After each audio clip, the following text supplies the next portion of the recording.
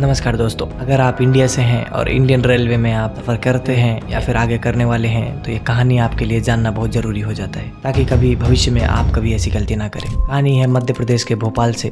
3 दोस्त होते हैं, इसका नाम सुमीर, लोकेश और इंद्रजीत होता है। तीनों बहुत अच्छे दोस्त होते हैं। तीनों को घूमने का बड़ा शौक होता है, जंगल घूमना, जानवरों को देखना। अब तीनों प्लान करते हैं कि वो जबलपुर जाएंगे, एक उद्यान है वहाँ जाके घूमेंगे, जानवरों को देखेंगे, फोटोज लेंगे और आएंगे। तीनों ट्रेन में बैठते हैं, जाते हैं। जाते समय तीनों ट्रेन में बहुत मजे कर रहे होते हैं आपस में।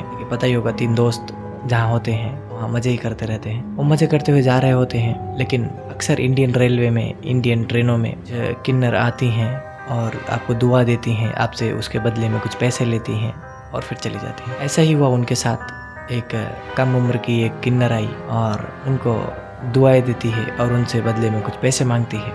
तो वो तीनों पहले तो मना करते हैं, पैसे नहीं दूंगा बोल के, तुम जाओ। वो फिर भी ताली बजाती है और दुआ देती है और पैसे मांगती है। लोकेश जो होता है उसको थोड़ा गुस्सा आता है। वो खड़ा होता है और किन्नर के कान पर एक थप्पड़ मार देता है। उस थप्पड़ का आवाज़ इतना तेज होता है कि उस कोच में बैठे सभी पैसेंजर्स का सर घूम जाता है। लोकेश को देखने लगते हैं और उस किन्नर को देखने लगते हैं। इतना होकर वो जो किन्नर होती है उसको गुस्सा आता है और वो लोकेश के बाजू पे काट लेती है। काट कर वो वहाँ से भागने लगती है। वहाँ से भागते टाइम पे उसके पीछे तीनों दोस्त भी उसको दौड़ाते हैं, भागते हुए जाती है। कुछ आगे जाकर आगे स्टेशन आने वाला होता है, ट्रेन थोड़ा स्लो हो जाती है। वो किन्नर ट्रेन से कूद जाती है और ये तीनों भी उसको पकड़ने के लिए कूद जाते हैं। वो भागते हुए जाती है, सामने एक बरगद का पेड़ होता है। वो बरगद के पेड़ के पास बैठकर हंसने लगती है। अब ये तीनों सोच में पड़ जाते हैं कि अभी तो ये हमसे अपना जान बचाकर भाग रही थी, अब हमको देखकर हंस क्यों रही है। इतने में इंद्रजीत बढ़ता है उस किन्नर का कॉलर पकड़ने के लिए और उसको मारने के लिए, लेकिन वो हाथ बढ़ाता ही है कि जैसे उसके कॉलर को कोई पकड़ा हुआ है। पीछे मुड़ता है, देखता है एक लंबे कद का आदमी, हालांकि वो भी किन्नर होता है। वो सिंगार की होते हैं जो एक किन्नर करके रखती है। छोटी किन्नर बोलती है, उस्ताद अगर आप ना आते तो आज ये तीनों मुझे यहीं मारकर फेंक देते। उसका उस्ताद बोलता है कि जब तुम भाग रही थी तुम्हारे पीछे वाले कोच में मैं भी था, मैंने देखा ये तीनों भी तुम्हारे पीछे भाग रहे थे। मैं समझ गया था कुछ गड़बड़ हुआ है और मैंने सभी अपने किन्नर की टोलियों को सभी को बता दिया है। वो सभी अभी यहीं आ जाएंगे और उसके बाद इन तीनों को क्या करना है वो हम फैसला करेंगे। इतना सुनने पे लोकेश समझ जाता है अगर अभी यहाँ से नहीं निकले या अभी कुछ नहीं किए तो कुछ समय बाद शायद हमको ये मार के फेंक दें या हमारे साथ क्या हो किसी को ना पता चले। उतने में ही पास में पड़ा एक पत्थर थोड़ा नुकीला होता है। लोकेश उसको उठाता है और किन्नर के सरदार के सर पर जोर से दे मारता है। उतना होते ही जो उसका सरदार होता है वो इंद्रजीत का कॉलर छोड़कर वो अपने सर को पकड़कर बैठ जाता है और वो तीनों उसको लातों से, घूसों से और जैसे भी हो सकता है उसको ऐसे मारने लगते हैं। छोटा किन्नर डर जाता है, वो चिल्लाते हुए भागने लगता है कि बचाओ बचाओ। वो तीनों उसके उस्ताद को तब तक मारते हैं जब तक वो मर नहीं जाता। हालांकि दूर से सभी किन्नर की टोलियों को आते हुए सुमीर देख लेता है तो बोलता है यहाँ से भागना पड़ेगा। वो तीनों वहाँ से भाग जाते हैं और पास के ही एक जंगल में घुस जाते हैं। किन्नर की टोलियाँ आती हैं, वो देखते हैं कि उनका उस्ताद अब मर गया है। वो रोते हैं और उसके बाद वो फैसला करते हैं उन तीनों को भी जिंदा नहीं छोड़ना है। उसके बाद 12 किन्नरों की टोली वो जंगल में जाती है और वो छोटे किन्नर को साथ में लेके जाती है पहचानने के लिए। वो तीनों जंगल में जाते हैं, वो ढूंढते हैं। हालांकि रात हो जाती है लेकिन वो तीनों नहीं मिलते हैं। वो उन्हें लौटना पड़ता है। सभी किन्नर लौट के आते हैं और अपने उस्ताद के लाश को लेके जाते हैं जलाने के लिए। और अब देर रात हो चुकी थी।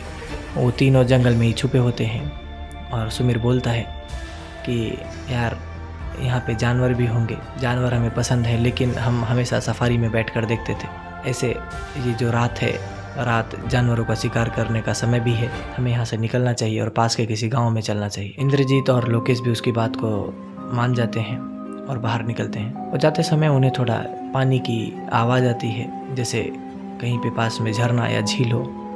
वो तीनों उसके पास जाते हैं। इंद्रजीत बढ़ता है पानी पीने के लिए। जैसे ही झुकता है पानी पीने के लिए तैसे ही उसके कॉलर को कोई पकड़ लिया होता है। पीछे मुड़कर देखता है वही किन्नरों का उस्ताद उसके कॉलर को पकड़कर खड़ा होता है। इंद्रजीत डर जाता है और चिल्लाता है और पानी में गिर जाता है। सुमीर और लोकेश आकर उसको हाथ पकड़कर निकालते हैं, उसको बोलते हैं। तो इंद्रजीत बोलता है कि वो यार किन्नरों का उस्ताद, उसने मुझे पकड़ा और मुझे धक्का दे दिया। अब सुमीर बोलता है कि ये तेरा वहम रहेगा, तुमको ऐसा लग रहा है, लेकिन अब तो वो मर चुका है। वो लोग उसको वहाँ से निकलने के लिए बोलते हैं। वो लोग जाते हैं। चलते चलते उन्हें आगे जाकर एक अच्छा पेड़ दिखाई देता है। काफ़ी देर वो चले भी होते हैं। उनको होता है कि अब यहाँ थोड़ा देर आराम कर लिया जाए। तीनों को होता है कि अब इस पेड़ के पास थोड़ा आराम कर लिया जाए।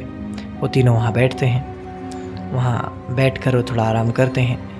पीछे से जंगल में से जानवरों की आवाज़ आती रहती है। तभी कुछ ही समय में एक औरत के रोने की आवाज़ आती है। वो इंद्रजीत सुनता है। इंद्रजीत कहता है उन दोनों को कि ये औरत के रोने की आवाज़ है, लेकिन हमको उस पर ध्यान नहीं देना है, हमको अब यहाँ से चलना चाहिए। और लोकेश भी उसकी बातों पे सहमति जताता है और कहता है हाँ तुम सही बोल रहे हो। वो दोनों वहाँ से उठते हैं, 10 कदम आगे चलते हैं। फिर पीछे देखते हैं तो सुमीर उनके साथ नहीं आ रहा होता है, वो वहीं बैठा होता है। वो दोनों फिर से जाते हैं सुमीर के पास और कहता है तुम हमारे साथ क्यों नहीं चल रहे हो। सुमीर इतने में रोने लगता है। उसके रोने की आवाज़ अब वैसे नहीं थी जैसे एक नॉर्मल इंसान रोता है। वो एक औरत जैसे रो रहा था और ताली बजा रहा था। मतलब जैसे किन्नर तालियां बजाती हैं वैसे वो तालियां बजा के रो रहा था। और वो कह रहा होता है कि तुम तीनों अब जिंदा नहीं बचोगे, तुम तीनों को भी मरना होगा, तुम तीनों ने मिलकर मुझे मार दिया। इतना देखकर वो लोकेश और इंद्रजीत डर जाते हैं और 10 कदम दूरी पर जाकर खड़े हो जाते हैं। हालांकि सुमीर अभी भी वहीं बैठकर रो रहा होता है। ऐसा वो हमारा दोस्त है, उसको ऐसे छोड़कर नहीं चल सकते। वो जाता है और सुमीर को खूब तेज से पकड़ के झुंझलाता है। तो सुमीर फिर से एक नॉर्मल जैसे सुमीर था वैसे हो जाता है। वो कहता है क्या हुआ। बोलता है हमारे साथ क्यों नहीं चल रहे हो। लेकिन अब तीनों को डर लगने लगा था कि अब कुछ भी हो सकता है। वो हम तीनों क्या कर रहे हैं, हम तीनों कहाँ हैं, मतलब वो सभी चीज़ें वो देख रहा है और कभी भी हमारे अंदर आ सकता है, कभी भी हमारे साथ कुछ भी कर सकता है। इसमें क्या किया जाए यह सोचने तक उन्हें उतना समय नहीं होता है। इतने में इंद्रजीत कुछ प्लान बनाता है और कहता है सुबह होते ही हम लोग चलेंगे किसी बाबा के पास यहीं, और जो भी समस्या है उसका समाधान करेंगे। समाधान कर कर हम तीनों चलेंगे। वो जाते हैं, स्टेशन पर बैठते हैं। स्टेशन पर हालांकि और भी लोग होते हैं तो इनका थोड़ा डर खत्म हो जाता है, थोड़ा कम हो जाता है। ये तीनों बैठकर उस बात पर चर्चा कर रहे होते हैं कि जो भी हुआ उस शाम वो सही नहीं किया हमने, हमें उस किन्नर के पीछे नहीं भागना था। हालांकि वो अपने गलतियों को मान रहे थे, लेकिन अब उनको गलती मानने से कुछ भी नहीं हो सकता था। तभी सामने से कुछ किन्नर की टोलियाँ आती हैं और उनको देख लेती हैं। उसमें वो छोटा किन्नर भी होता है, वो पहचान लेता है। वो अपनी टोली को बता देता है वही तीनों थे। वो लोग आती हैं और उसको पकड़कर उन तीनों को पकड़कर लेके जाती हैं। वो उन तीनों को उस जंगल लेके जाती हैं और उसके अगले दिन पुलिस को पता चलता है कि 3 आदमी हैं, तीनों का सर कटा हुआ है, तीनों का सर अलग है और 3 लाशें वहाँ पड़ी हुई हैं। पुलिस वो देखती है, वो सभी चीज़ पता करती है। किन्नरों को पकड़ा जाता है, किन्नरों से पूछा जाता है तो किन्नर सभी जवाब देती हैं ऐसा ऐसा था, ऐसा हुआ था, इसके लिए हमने ऐसा किया। कहानी जो अच्छी लगी हो तो लाइक करें और चैनल को सब्सक्राइब करें। धन्यवाद।